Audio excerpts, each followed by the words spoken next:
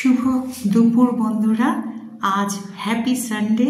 তো হ্যাপি সানডেতে আজ দেখো রান্না হচ্ছে ডিমের কারি এবং রান্না হচ্ছে মাটন লিভার কারি।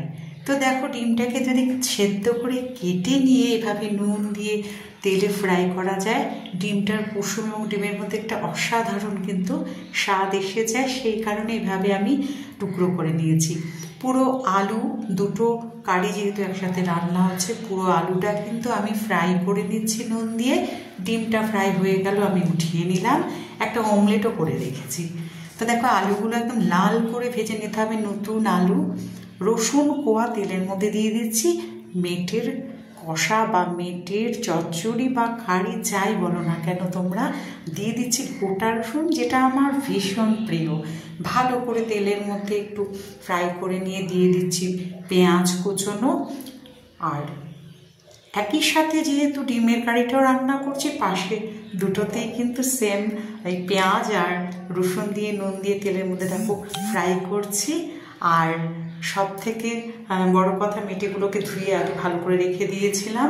পড়ছে নুন, হলুদ গুঁড়ো, দেখতে পাচ্ছ দুটোই ফ্রাই প্যানে আর কড়াতে আমি দিয়ে দিয়েছি। ভালো করে নেড়ে নিচ্ছি। আর দুটোই যেহেতু পেঁয়াজ রসুন আলু দিয়ে রান্না হচ্ছে, তাই কষিয়ে নিচ্ছি পাশাপাশি। খেতে খুব ভালোবাসি আমরা। আজকে ঘরোয়া একটা পিকনিকের মতনই করছি। আর দিয়ে দিচ্ছি জিরের গুঁড়ো। মেথির যে চচ্চড়ি রান্না হচ্ছে তার মধ্যে দিয়ে দিচ্ছি কাশ্মীরি লাল লঙ্কা গুঁড়ো, যেটা রঙটাও ভালো হবে। সবাই রঙটাই তো পছন্দ করে খাবার আগে দেখতে যাতে সুন্দর হয়। তারপরে দেখো এর মধ্যে একে একে আমি গোলমরিচ গুঁড়ো দিলাম। মেথির চচ্চড়ি বা কষা বা কারি যাই রান্না করো, গোলমরিচ গুঁড়ো কিন্তু খুব ভালো সেট হয়। তো সেই জন্য আমি একে একে মশলাগুলো দিয়ে ধুয়ে রাখা মেথিগুলোকেও কিন্তু ছেড়ে দিলাম কষানো পেঁয়াজ রসুন মশলার মধ্যে। খুব ভালো করে মিলিয়ে নেড়ে নেড়ে কষিয়ে নেব। কড়াইশুঁটিগুলো দেখছো তো ফ্রিজে কীরকম হয়ে গেছে, অঙ্কুরিত হয়ে গেছে। তো অঙ্কুরিত দানা যেহেতু খাওয়া ভালো, তাই আমি এটা এভাবেই এর মধ্যে দিলাম। ডিমের কষাটা কিন্তু দেখো রেডি হয়ে গেছে। ওর মধ্যেও কড়াইশুঁটি দিলাম, জল দিলাম গরম, ফুটে ওঠার পরে দিয়ে দিয়েছি ডিমের অমলেটটা। একে একে এখন ডিম ফ্রাইটাও দিয়ে দেবো। দেখো কি সুন্দর লাগছে দেখতে, হলুদ গুঁড়ো দিয়ে ভাজার জন্য। গরম মশলা আমি নিজে শিলনোড়াতে বেটে কিন্তু দেব। দুটোর মধ্যেই অল্প করে দেব, যেহেতু আস্তে রান্না।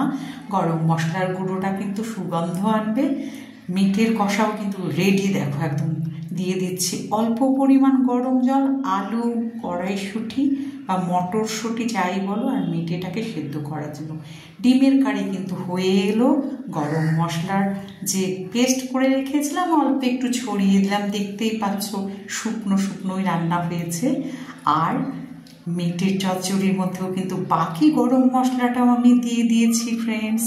এখন দুটো রান্নাই আমার রেডি। ডিমটাকে আমি দেখো সার্ভিং বোলের মধ্যে ঢেলে নিলাম। আর যেহেতু শীতকাল, ধনে পাতা কড়াইশুঁটি সব রান্নাতে দিলে ভালো লাগে বলে আমি দিয়েছি। তোমরা ইচ্ছে করলে নাও দিতে পারো, এটা আমরা ভালোবাসি বলে দিয়েছি।